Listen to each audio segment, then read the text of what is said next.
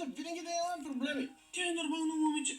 Майка е луда. Всички в училище знаят това. Разбирам го. Ти просто завиждаш, защото аз имам приятелка, а ти не.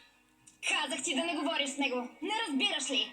Камила, добро момче, мамо. Ти дори не го познаваш.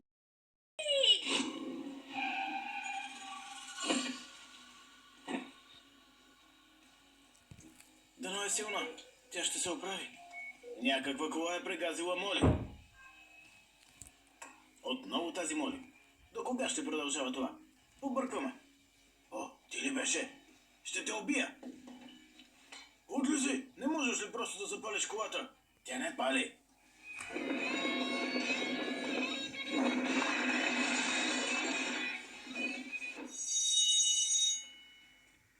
Момичета, по-бързо. Не сме последни. Сега сте последни. Сядайте по местата си. Звъня ли на Моли? Не взема телефона си. Може би родителите й са й отнели телефона. Те са малко луди. Ако бях на нейно място, ще да избягам вкъщи. Вече закъсняваме с 15 минути. Спокойно, не ме пришпорвай. Мога да разлея нашата лимонада и тогава ти ще ме нападнеш. Виж това, Стеф. Искам да си взема тези материали. Какво мислиш? Готино. О, Манди се обажда. Какво иска тя от теб? Не отговаряй на телефона. Не, ами ако се е случило нещо...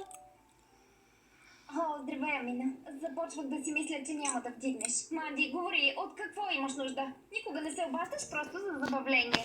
Стеф, можеш ли да млъкнеш? Звъня на Амина, не на теб. Стеф, дръж се. Манди, слушам. Амина, чувствам се зле. И няма да стигна до кампуса днес. Наистина се нуждая от твоята помощ, защото не мога да поверя работата си на никой друг. Предлагаш да стана администратор на кампуса ли? Ами да, само за един ден. Моля те, сигурна съм, че ще се справиш. И между другото, ново момиче идва в кампуса днес. И като администратор ти трябва да си тази, която да я посрещне. Манди, Амина няма да е администратор, защото не е плъх. Стеф, затвори си малката уста. Ти си плъх. И така, Амина. Какво ще кажеш?